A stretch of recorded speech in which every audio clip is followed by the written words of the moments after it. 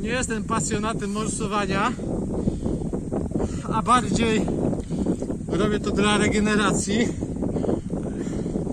ponieważ borykam się ze stawami,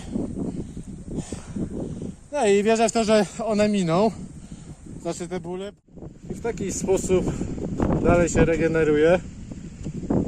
Stawy biodrowe, chyba coś działa. Czemu teraz? Latem nie miałem zbytnio czasu, żeby jeździć nad wodę, a zresztą nie lubię tłumów ludzi, a teraz plaże puste, więc można się pokąpać.